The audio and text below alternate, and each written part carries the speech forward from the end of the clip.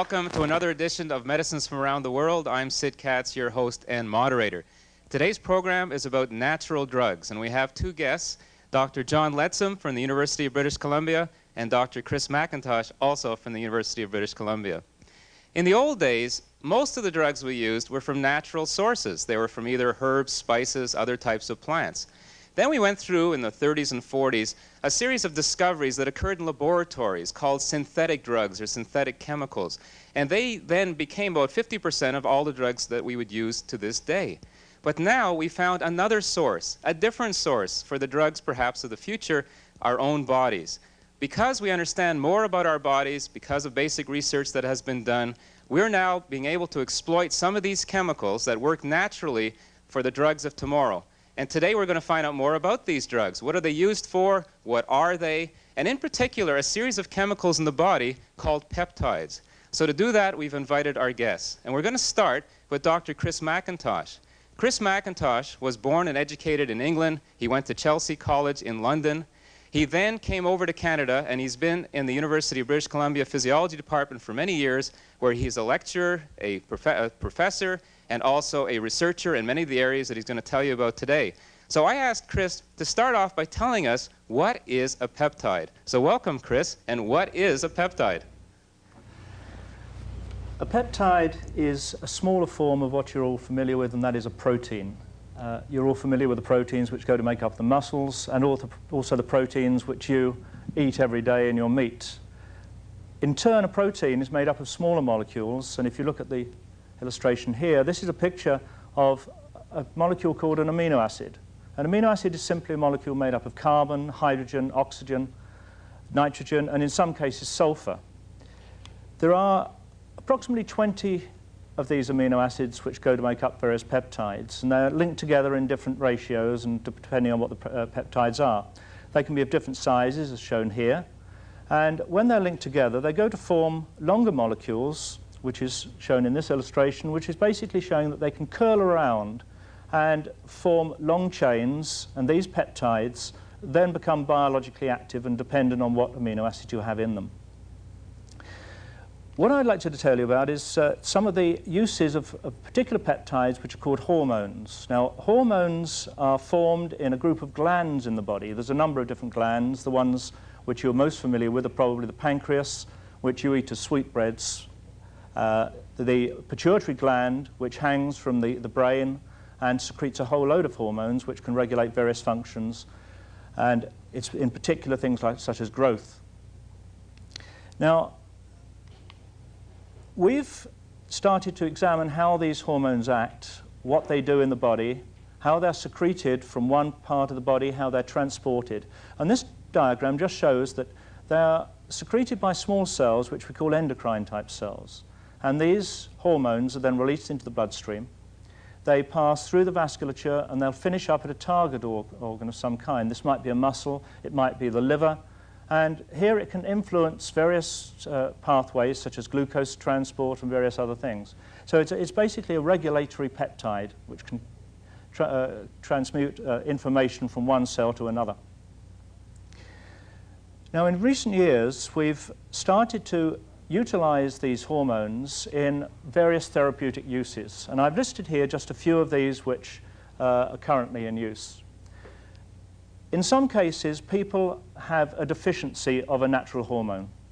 And one of those I'll discuss a bit later.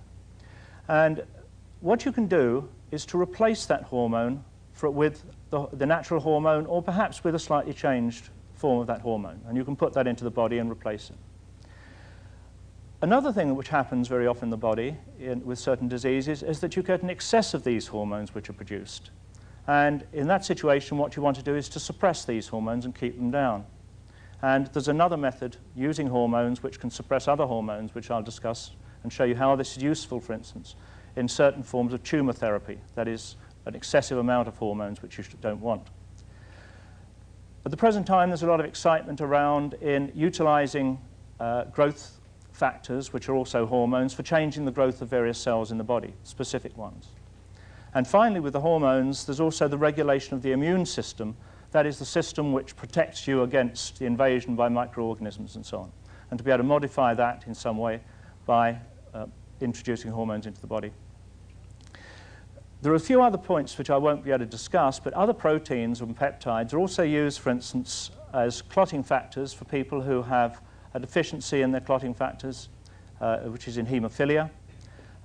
In other situations in which you have blood clots, we can now introduce proteins into the body to dissolve those blood clots.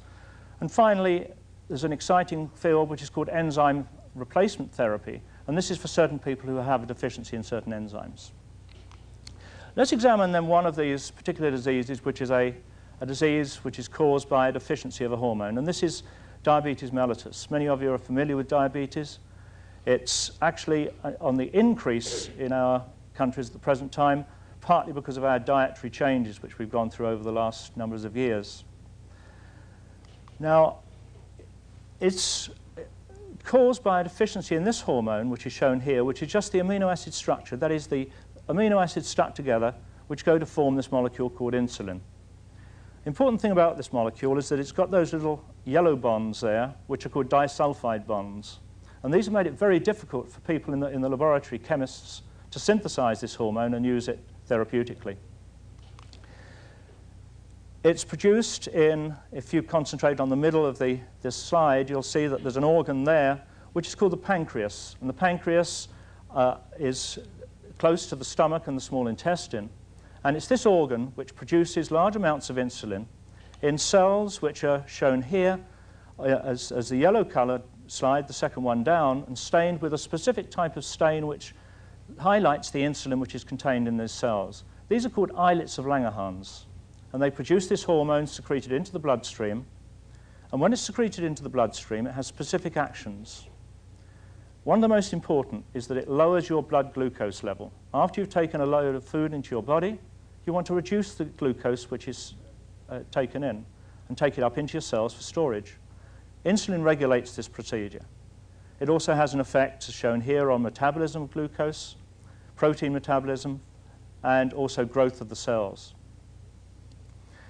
Now, if you have a deficiency of this, in the past, this is before Banting and Best and MacLeod and Collip, Canadian scientists, discovered that it was insulin, you would be fed some of these nasty diets. This would have been your major therapy. Things like animal food, rancid meat, and blood pudding would have been the staple form in which they would have treated diabetes. It was the only way they could do it. Once they discovered that it was caused by insulin and they had the hormone there, then they could treat the disease with the natural peptide.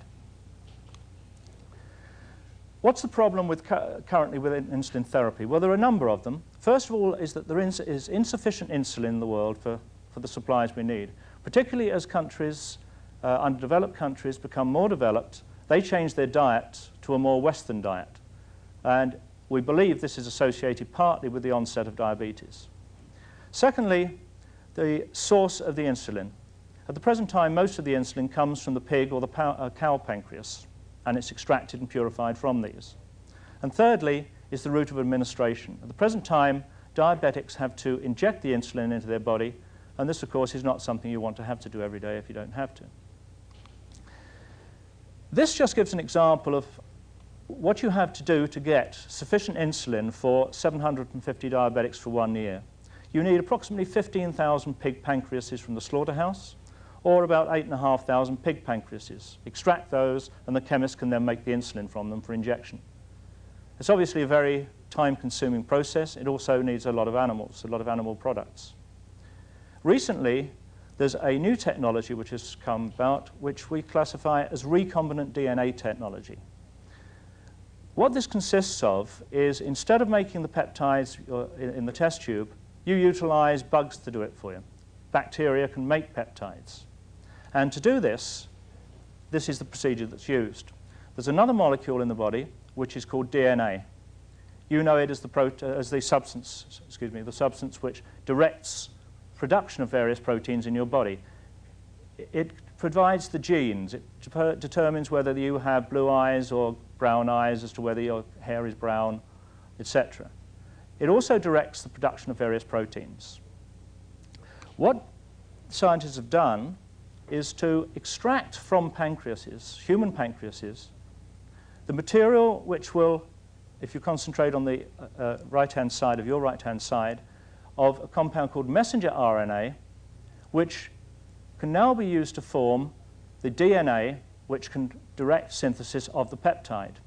And this insulin, which you're going to make, you can now make in bugs, in bacteria.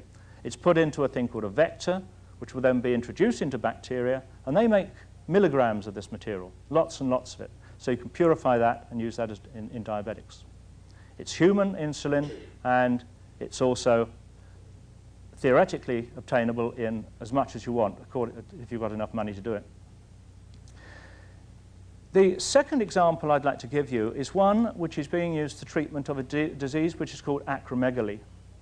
This is an illustration of a man who developed a tumor which produces too much growth hormone, and so he's changed his appearance through the age of, he was 30-something at the start of that with the pictures. Within 15 years or around that time, he developed the extreme amount of puffiness that you can see. This is due to new soft tissue development and overgrowth of bone, etc. And this disease is only treated efficiently, really, in most cases, by taking out the tumor. In some cases, this isn't possible, though. First of all, the tumor may be in a place which is dangerous. There's too much blood supply around. The person may bleed to death. There are other treatments which you can use, and one of these recently introduced is another peptide, which is called somatostatin. The normal function of somatostatin is to inhibit secretion or stop its secretion of this growth hormone. Unfortunately, somatostatin itself is a very short-lived compound in the body. When it's secreted, it's broken down by the body, and so therefore it's only got about 3 minutes in which it can act. But the chemists have been clever with this. What they've done is to produce the molecule which is shown underneath the somatostatin molecule there, and this is called sandostatin. And what they've done is to change some of the amino acids to special forms which make it difficult for enzymes to break them down. They've also made it a smaller molecule which makes it easier to produce. This molecule, if you introduce it into these acromegalics, this diagram just shows the growth hormone levels. That is, they measure the growth hormone which is in the blood of these patients with acromegaly, and it's shown the bottom figure in which the line goes down to basal. The growth hormone level is completely decreased. In addition, and even more exciting, are these pictures which are scanning pictures of the tumor. In the middle of this picture, you'll see there's a red blob. That represents a hot spot, which is a tumor, and producing all this growth hormone. You'll see if you go from before to so many micrograms a day right through to the last one in the bottom left-hand corner, you'll see that the red spot disappears. So this person's tumor is regressing or disappearing, which is a very exciting form of therapy by using these peptides. The final example I'd like to give is with somatostatin once again, or sandostatin. And this is in the treatment of some tumors which are called gastroenteropancreatic tumors. It's a nasty long name. All it means is tumors of the stomach and pancreas. And many of these give some nasty side effects, and that is they make one flush, extreme diarrhea, and I mean major diarrhea. This is not what you're used to as diarrhea, but this is liters of fluid a day. Not a pleasant subject, but for these people, devastating, because they're losing all their fluids. And finally, you can get various lesions on the hands and limbs and so on, which is caused by these tumors. This picture shows part of the intestine with a tumor on it, and those of you who are squeamish perhaps don't want to look at this. This is basically then secreting another type of compound which is causing these side effects, and this is called a carcinoid syndrome. This is the kind of flush these individuals get, and it's a very unpleasant situation caused by this tumor. What they've found, once again, is if they introduce this compound sandostatin into these patients, the diarrhea, the flushing, goes down almost instantaneously the same day, and over this very short time period, it's completely controlled. In addition, as this figure shows, virtually every patient responds to this drug, so it's a very efficient form of therapy. So that's basically some ideas as to how peptides can be used, and Dr. Ledsome later will be giving you some other examples of this. Thank you very much, Chris. It's really fascinating. Do you think that somatostatin, the last example that you gave, works in the body in the same way? Do you think that that's what one of its roles might be, is to shrink tumors? To shrink tumors? I don't think so. I think its major role is probably for the regulation of growth hormone secretion. And also it's involved in the regulation of insulin secretion. Now, what is interesting is that recently they have labeled this sandostatin with radioactive compounds and find there that it does selectively localize just in tumor cells. Normal cells, when it's radioactively labeled, it doesn't set in at all. So I think it's the modified form which selectively goes for the tumor. Now, you said it shrinks the tumor. Does it get rid of the tumor completely? Is that, do we know anything about that? That's a good question. It seems as though there's a subgroup of individuals who can be treated solely by sandostatin, and the tumors will in fact disappear with these particular individuals. This is specifically for the growth hormone secreting tumors. With the other ones, they're not sure yet. So it's conceivable, if I catch what you're saying, that there might be other peptides in the body that might be able to shrink other types of tumors, like somatostatin might be more for stomach and intestinal tumors, and there might be ones produced in the brain, for example? It is quite possible. At the present time, somatostatin is the only compound which we know which is a very, very potent inhibitor of many, many peptide hormone secretions, but there may be others there. We have a question here. Oh, you were talking about clotting agents. DDAVP, desmopressin acetate, is that a peptide, or are you talking about something else? My son uses... uses AVP? Yes. Yes. The AVP analogue, so once again, an analogue is a copy of a thing like a peptide, except you change certain amino acids to make it more stable in the blood.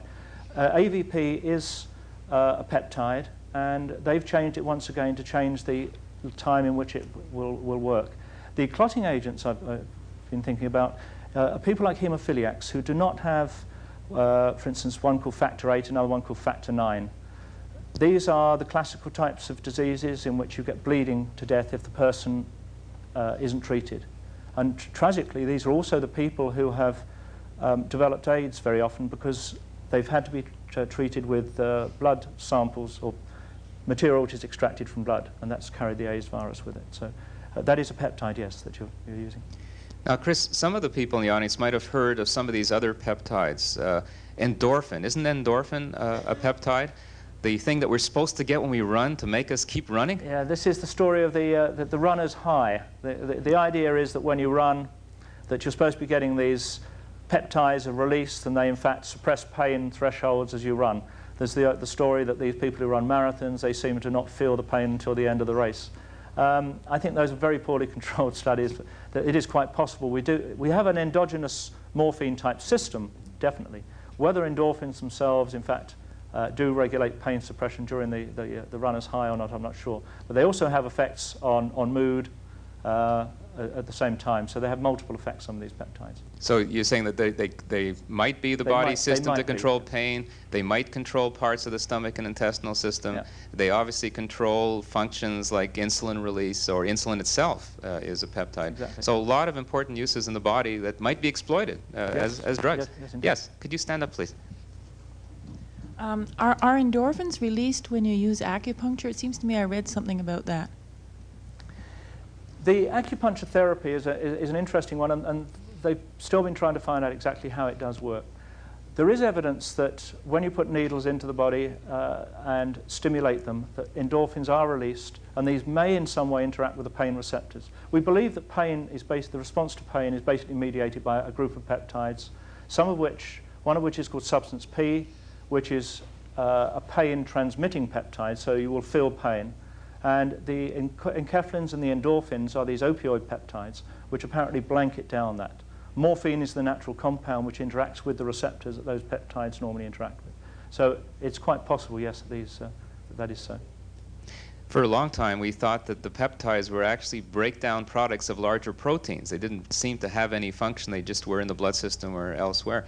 Can you tell us, what is the difference between a peptide and a hormone? Because people have heard a lot about hormones, but might not be able to associate those two words. Okay. A peptide can be a hormone, but it may not be. A hormone may be a peptide, but it may not be. There are numerous hormones in the body. Thyroid hormone, for instance, which comes from the thyroid, regulates growth and various factors, such as temperature control. That is not a hormone, but it's not a peptide, but it's a hormone. Other peptides which you have around, for instance, intracellular, within the cells there are various peptides which probably regulate messages which are going from the plasma membrane through and regulate various processes. So they can be each, but not necessarily. Okay, we have a question here. Do the DNA produced hormone more easily assimilated by a diabetic than the animal ones? Yes, there are some problems with porcine and cow insulins. Very often one can get resistance to them because the body sees them as foreign. There's very small changes in the amino acids within these peptides, but the body after a while develops resistance to them because it sees them as a foreign molecule. With the natural product, the human insulin, which is produced by the bacteria, it's completely the same as human insulin, and there don't seem to be any side effects whatever. There doesn't seem to be any insulin resistance at all. So the second question was, on your chart you showed the insulin produced by animal is from cow and pig. That's and I'm correct. wondering, in view of the recent Persian Gulf, do you have religious problems with insulin in some parts of the world? I think you do, yes. I believe there are some problems. So this would say that. Now, I believe that diabetes in the Middle East is relatively low. It's basically an industrial disease. It's a disease of civilization where there's great affluence such as ours. So they are catching us up, basically, I think. But I believe there are religious problems with taking, for instance, pig insulin in countries in which the pig is not taken as a normal product. Matter of fact, some religious groups have had to decide whether this new way, using bacteria, is okay. Mm-hmm. And I think so far they found that it is. But it's a very interesting question because it's not the only chemical that we have as drug therapy that comes from an animal source that might be in question. So that's a very interesting question. Now, I think we'll go on now because we want to find out a little bit more about a peptide which you, Chris, haven't talked about, but Dr. John Ledsome knows a lot about and does quite a bit of research on.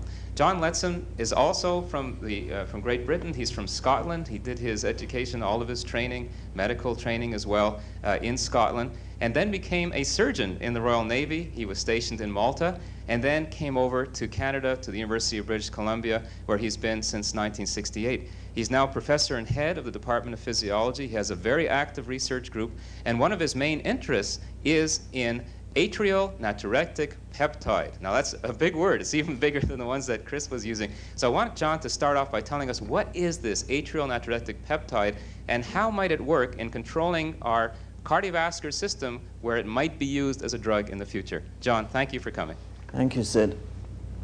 What I'm going to tell you about this afternoon is a rather exciting new story about the heart, and what I'm going to tell you is a Canadian discovery which was supported by the Heart and Stroke Foundations of Canada throughout virtually the last 10 years, through which this story has been continuing. It's about a peptide that's produced by the heart. Now, I'm sure you're all familiar with the fact that the heart is a pump which provides the force which drives blood around the body.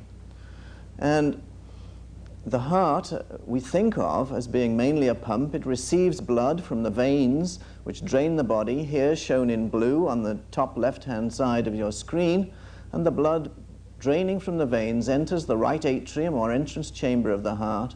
It passes from there into the right ventricle, which occupies most of the front of this picture, and the right ventricle pumps the blood out into the pulmonary arteries, into the lungs. They're a sort of purple color on this picture. There the blood picks up oxygen and it then is returned to the heart, to the left atrium, which is the left entrance chamber of the heart.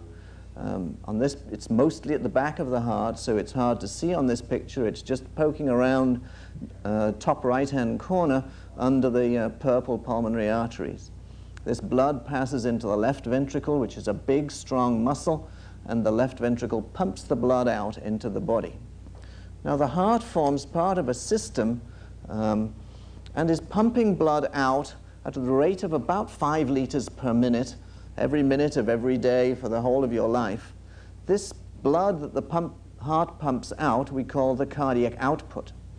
The heart pumps the blood out into the vessels, and because of the large volume of blood it is pumping out, a pressure develops in the vessels which we call the blood pressure.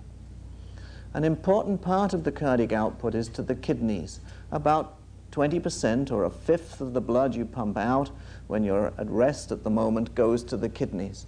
And in the kidneys, the pressure which is developed in the vessels provides a force which filters fluid from the blood.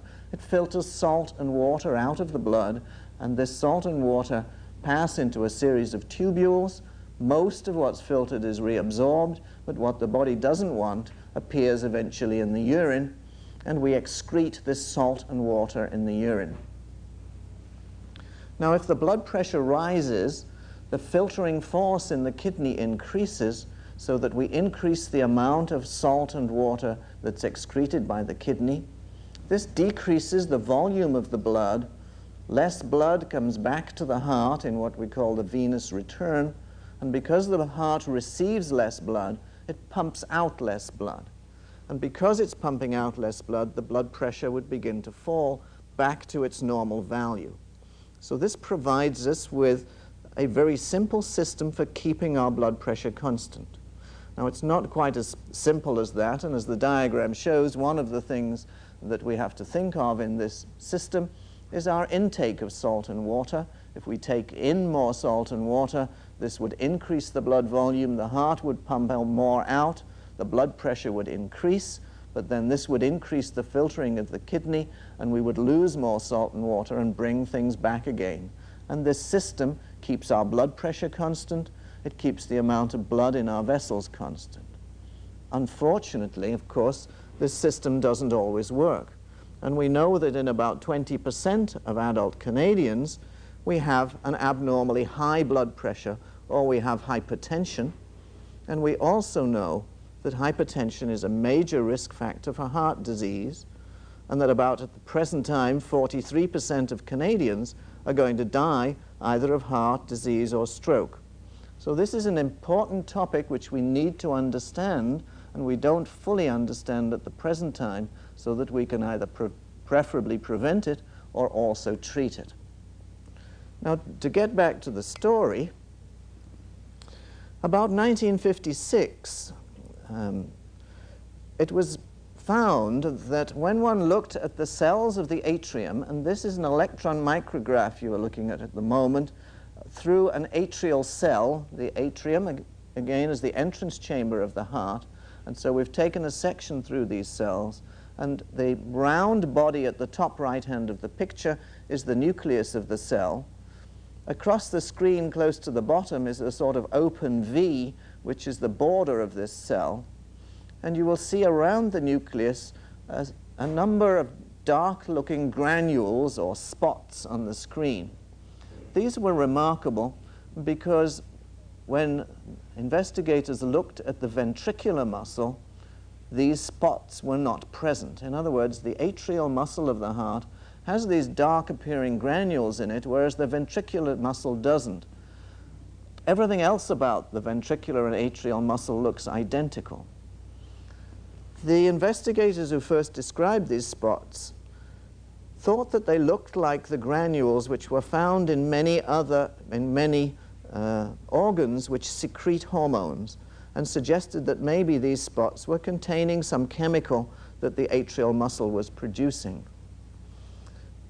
Well, for 20 years or so, people looked at these granules and were unable to identify any particular substance this might contain. But in the late 1970s, it was shown that if you fed rats a diet containing a large amount of salt, that the number of these granules in the atria increased. There were very many more granules when the rats were fed salt. And this gave Dr. Adolfo de Bold, who was working in Kingston, Ontario, the idea of doing a very simple experiment, and the best experiments are often simple, and he took atrial muscle and ground it up and took an extract, and also took ventricular muscle and ground that up and made an extract, and he injected those extracts into some rats. At the same time, he was fortunate in recruiting as an assistant or a co-investigator Harold Sonnenberg, who was working in Toronto and who was an expert renal physiologist, and together they injected these rats with extracts they'd made from the heart. I apologize for the quality of this slide, but it's taken directly from their paper, and I know you can't read the writing on it, but the scale at the bottom is time, and on the left-hand side are changes in the volume of the urine from the injected rats, and on the right-hand side, changes in the amount of sodium or salt that the rats excreted. The upper line on each side is the effect of injecting the atrial extract. There is a lower line on each side, which is the effect of injecting the ventricular extract. And you will see that when an extract from the atria was injected into the experimental rats, there was a very large increase in both the volume of the urine and the amount of salt they excreted, and that this didn't happen when the ventricular muscle was injected. One thing I'd like to draw your attention to, because we'll have to come back to it, is the fact that this effect was extremely short-lived. The increase in volume and sodium excretion only lasted for about 10 to 20 minutes. Now, this experiment, when it was reported, sparked a great deal of interest throughout the world, and immediately many investigators began trying to determine exactly what this material was, which was having such a profound effect on the excretion of salt by the kidney. Once again, Dr. DeBold and his co-investigators in Kingston were the first to purify and isolate a substance from the atrium, and they determined that it was a peptide, and that it contained 28 amino acids, and it had one of those disulfide bonds that Dr. McIntosh has talked about, which gave it a sort of structure that looked like a ring with a couple of tails. This is a relatively small molecule, and within a short time after its structure was discovered, the chemists had managed to isolate it and synthesize it in the laboratory, so it became available for use in testing to see what its actions were.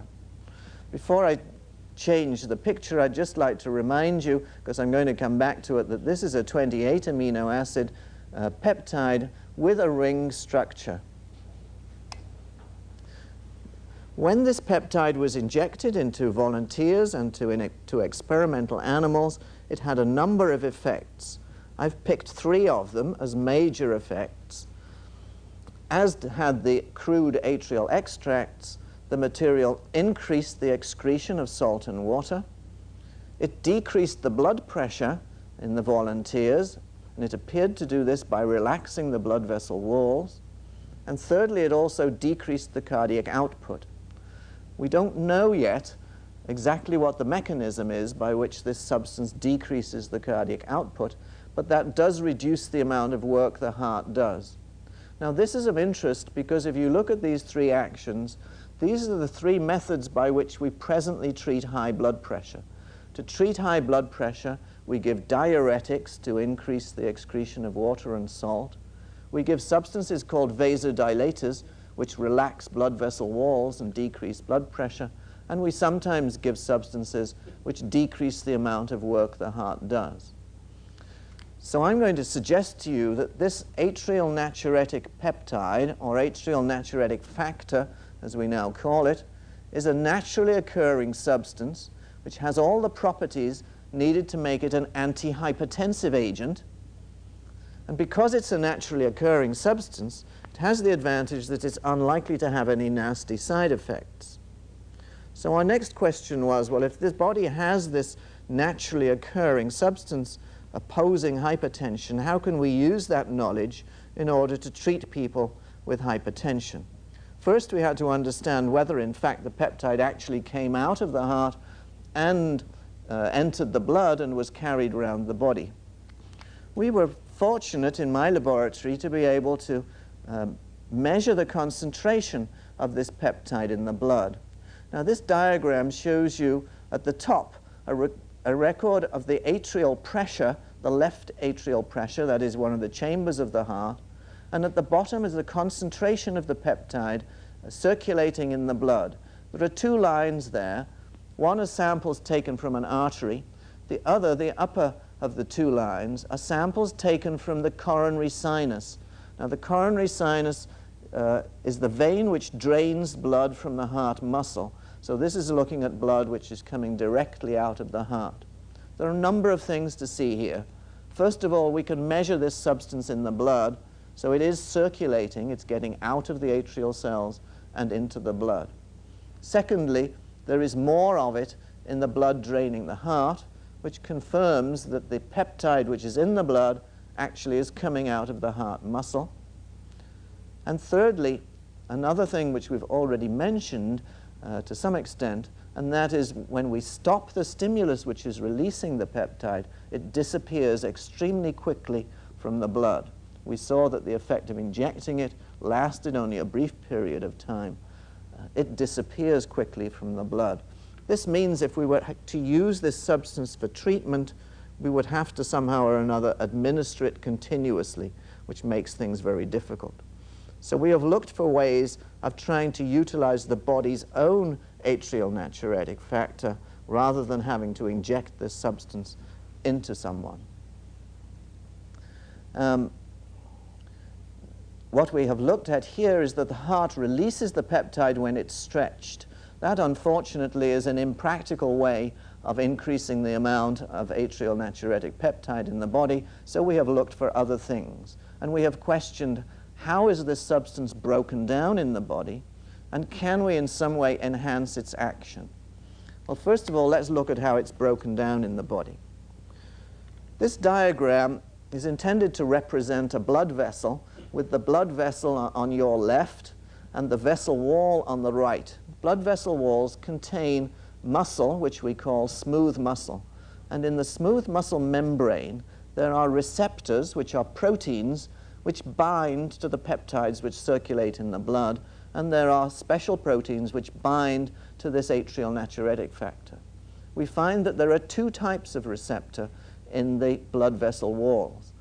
The lower one in the picture, which we've called the biological or B receptor, binds to the ANF, the atrial natriuretic factor, which circulates in the blood, and this triggers a series of reactions, chemical reactions within the muscle cell, which make it relax. And when the blood vessel wall relaxes, the blood pressure decreases.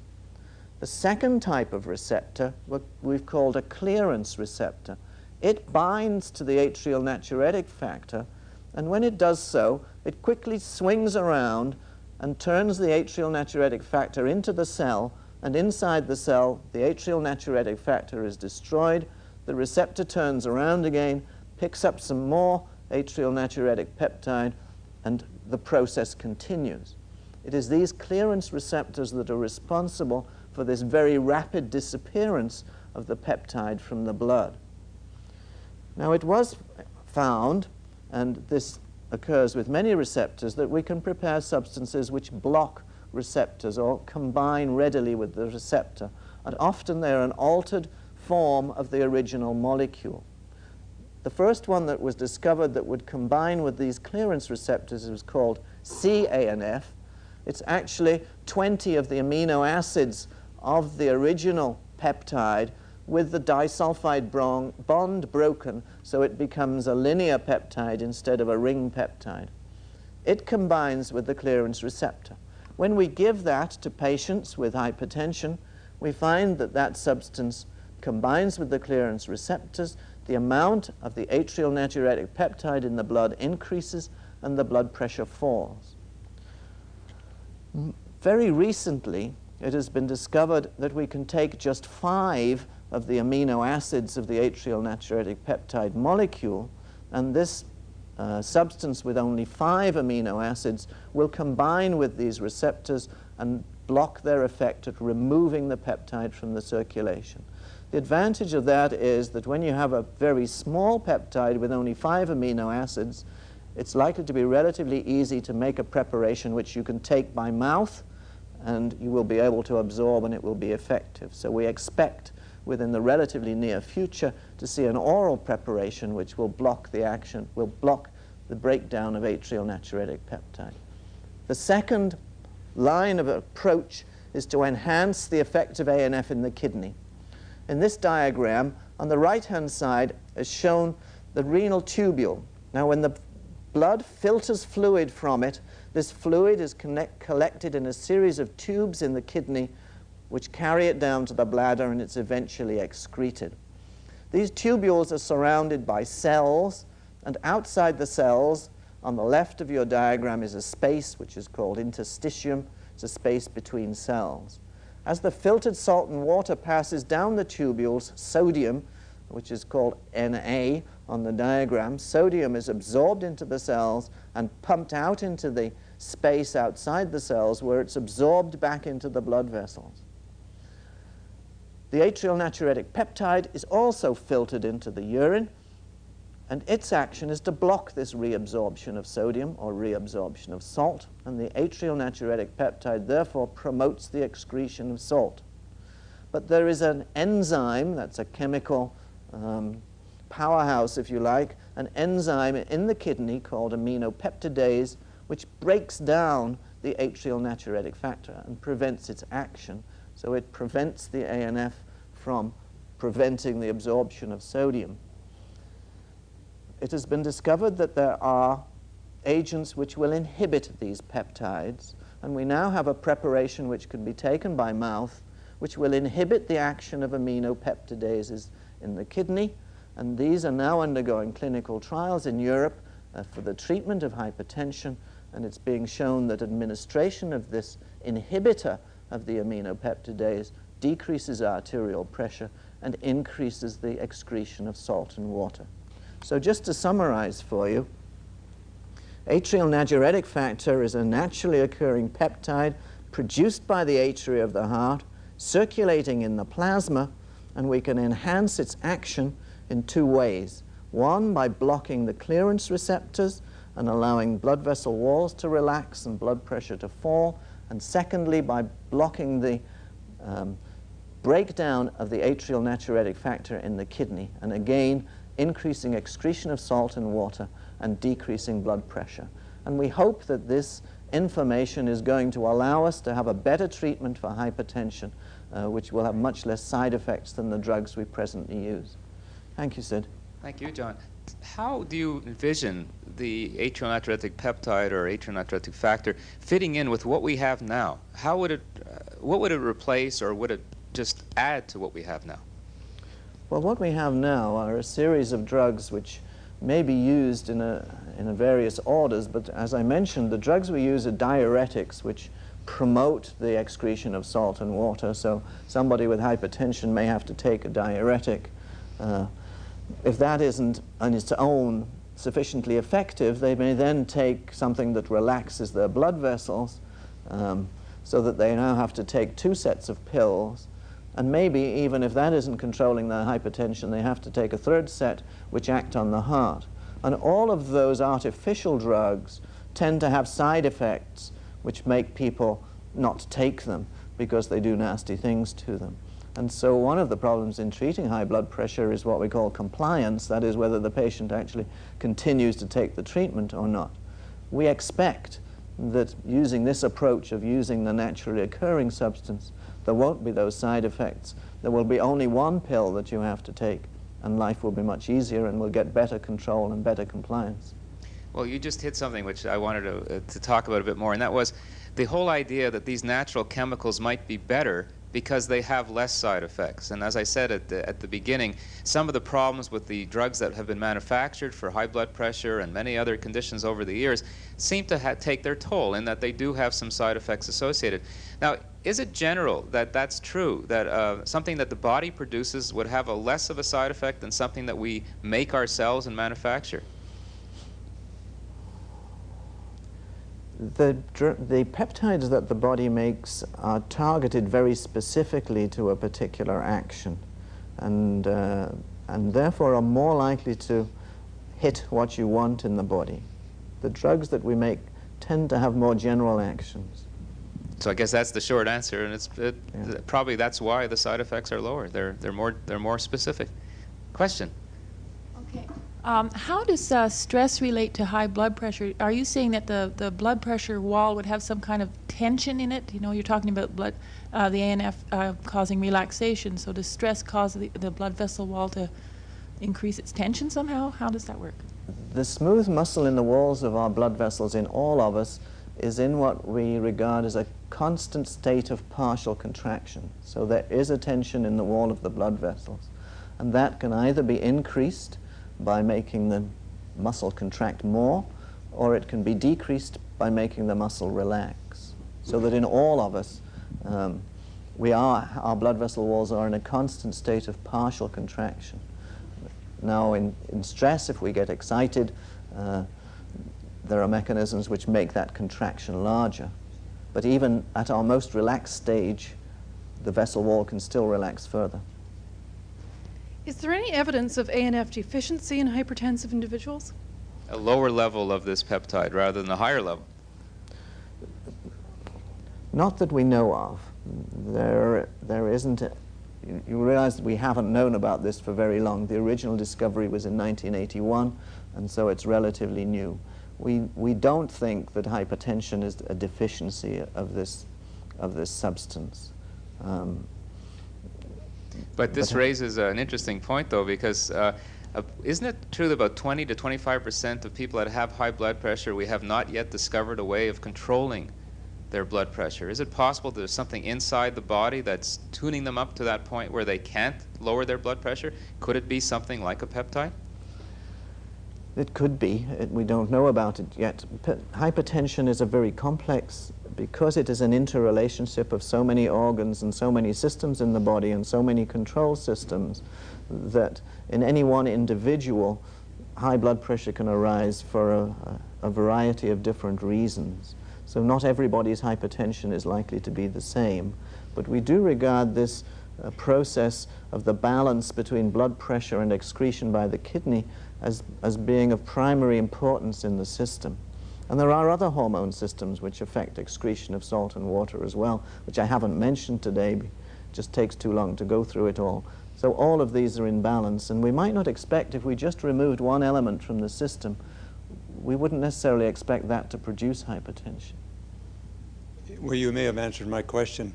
You were saying the kidney excretes primarily sodium and water, so I was wondering if the first line of attack would be restricted sodium intake.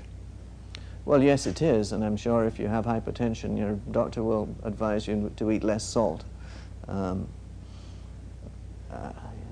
In the first line of attack?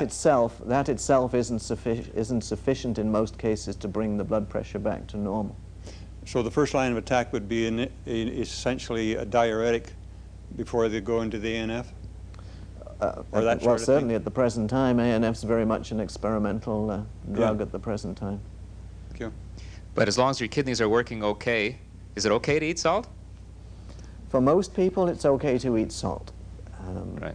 But of course, they have to know that their kidneys There are a few work. individuals who don't seem to be able to handle salt as well as others. And if you're one of those people, don't eat salt.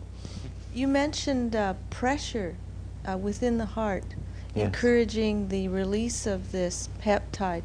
That could be brought on by aerobic activity, perhaps? No, the heart doesn't get bigger during exercise. It tends to stay around the same size. Your heart size will change if your blood volume changed. It changes if you change from standing up to lying down even. So there are a number of circumstances in which heart size changes. The heart gets very much bigger when it fails. When we say somebody has heart failure, the heart fails to pump blood out, and it gets very much bigger. And we do know that in patients with heart failure, the levels of this peptide are extremely high in the blood.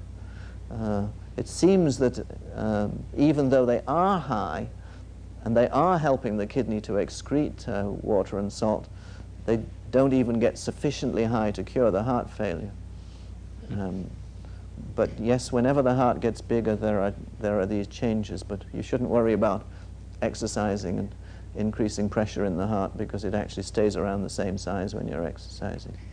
You were talking before about trying to influence the levels of this peptide from the outside of the body, and the fact that it's very difficult for us to stretch our hearts when we're from the outside, even with aerobic activity or other things. But we do have other heart conditions where we do control it from the outside. We electrically pace our hearts with pacemakers. So there are possibilities, perhaps, that we might be able to think of some ingenious way that we can stretch the vessels from the outside. Have you thought about that? Well, my own research at the moment is aimed to try to discover what factors influence the release of this ANF from the heart. And we know that stretch does. We also know that if we make the heart go very fast by pacing it, that releases the ANF from the heart. We have searched and have been unable to find any other agent which potentiates the release of ANF from the heart. We would like to think there was one. but as yet we have been totally unsuccessful in finding. I went to a workshop on stress during which they said that under stress your blood tended to thicken, and the recommendation was that if you were under stress to drink lots of water. I wonder how that fits in with taking diuretics. I don't understand it. It seems like a contradiction to me. It's good that they said water, not alcohol, right? No, not salt water. It's true that when you exercise, because the heart pumps out more blood and the pressure in the vessel rises, that some fluid that was previous in the blood leaves the vessels and filters out into the tissues throughout the body, so that you have more cells and less liquid in the vessels, which makes it a little thicker, which makes it a little harder for the heart to pump the blood out. It can usually cope with that. It is true that giving diuretics, again, decreases the blood volume by removing the liquid portion of the blood, and it theoretically is possible to do that to a stage in which the blood becomes quite thick and puts an extra load on the heart. So that is one thing we do have to be aware of, and there are some studies that suggest that diuretics are not always a good thing in patients with heart disease. But that's something, again, we have to study a lot more. Are there any other substances that are produced by the body that bind to the clearance receptors, or is it only specific to that ANF factor? Those particular clearance receptors are specific for that particular peptide. I don't think it is unique in peptides to have clearance receptors, and Chris may know of some examples, but there are some other examples of peptides which bind to receptors, perhaps not in quite the same dramatic action, because there are many more of these clearance receptors than there are of the biological ones, and it seems terribly wasteful that the heart should be putting out all of this peptide only to have it grabbed by these clearance receptors in the vessels and turned back into amino acids again. And perhaps, again, we haven't got the full story here, and that's why we have to do more work. More basic research. More basic research. I can understand when you say inject something like insulin, how it gets into the bloodstream. When you ingest something orally, these peptides have to go into the stomach. How come it doesn't get broken down on the way? That's the problem is that most of them do. But if the peptide is a very small molecule, it can be attached to other carriers which enable it to be absorbed into the blood without it being broken down. And that's the advantage. If we could find, it appears we have found a 5 amino acid peptide which has the property of binding to these clearance receptors, it's likely we'll be able to get that absorbed without it being broken down. But this raises a general question, and I wanted to ask Chris this. In terms of what we've heard and the possible value of these chemicals, they obviously have a lot of activity in the body. There obviously are a lot of problems with using them as drugs as we think of drugs today, you know, from the outside of the body. Do you think there's a future for this? Do you think we can overcome some of the problems? Do you want to lead into the newer therapies which are coming on, which is the way many people have a deficiency in a particular hormone? The best way would be to switch on their own method of producing it, or else maybe to introduce the gene. And this is what people are at the present time trying to do, is to develop systems by which they can introduce the gene in. And with this system, I'll very briefly go into it, what they can do, for instance, in experimental systems, this is a mouse egg in which they can introduce the DNA into the egg of some kind of gene, which can then be introduced, for instance, into a mouse, and you can transfer the gene into that particular individual. In this case, they were taking mice and they were introducing a growth hormone gene and showing, in fact, that you can increase the size. There's a small mouse and a big one. The one with the big one has a growth hormone gene in it, in large amounts. Now, this, of course, has many ethical problems, and it's something which I don't want to get into, but we do have the situation at the present time, both in Italy and the US, in which there is one patient who is being treated by gene therapy. It's a patient who normally would live completely within a bubble because their immune system is completely shut down, and this individual basically would die if the bubble was broken. They're now trying to introduce the gene to produce an enzyme which would restore, at least partially restore, the system to this child. So this is the kind of therapy which at the present time will be done. The future, there's a lot of ethical problems. Thanks, Chris. I was wondering that since these new drugs are natural substances, if there's any difference in the way they're regulated. Yeah. As opposed to the way they work in the body. No, I meant by the Food and Drug Administration. Or Ah, good question. Well, this is a very good question. They've now, with growth hormone, for instance, this has been a problem for a long time with administration. They're trying to make super cows, for instance, by putting in growth hormone, putting in growth hormone exogenous into the animals, and also into fish. They're growing fish now with growth hormone from cows. The FDA have now agreed that since, for instance, bovine growth hormone has no effect at all on a human being, it doesn't install growth, it doesn't have an effect, that this is now ethical to do that. But it's taken a long time before the FDA would allow that. So there are problems on there, I think. Well, clearly a lot of ethical problems, but also a lot of possibilities that perhaps these drugs might have a use.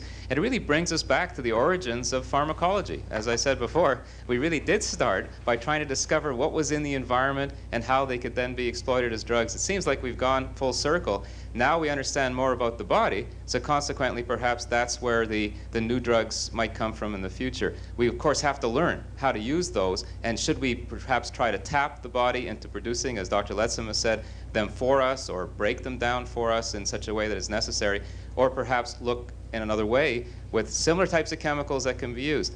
So it's been fascinating. I think it's an area that a lot of people probably have not heard about, so this was an introduction into the area, going from something we know, insulin, to some of these new substances. So it just leaves me to thank very much Dr. John Ledsome from the Department of Physiology at the University of British Columbia, Dr. Chris McIntosh, also from the Department of Physiology, for sharing their research and their wisdom with us today, and thank you very much for joining us. Thank you.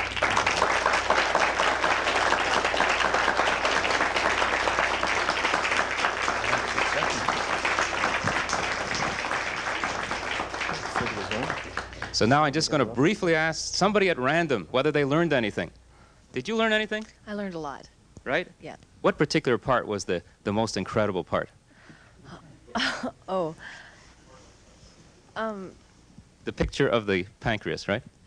Absolutely. Right. What about you? I learned a lot too. Yeah. Did you think that the chemicals in the body did things like this? No, I didn't. Yeah. I'd read lots of books about hormones, but I didn't know that they did all these other things. Well, it's interesting. So now you have a new way of looking at things, perhaps. Well, hopefully you'll all be able to join us next week, because we're going to have a really interesting topic. Dr. Gonzalez Cabinales from Lima, Peru, who's here sitting in the audience, will be talking to us about other types of natural drugs which come from the rainforest. And that's a very exciting area. We're also going to hear from people from our own province of British Columbia, the First Nations, and they're going to talk about how we use our own drugs here on the North Coast, those that are present in the rainforest, and an ethnobotanist, somebody who understands botany but also does research into areas about also the chemical values of the plants in the forest, will be here too. So please join us. I hope you enjoyed, and thanks for being such a great audience. Thank you very much.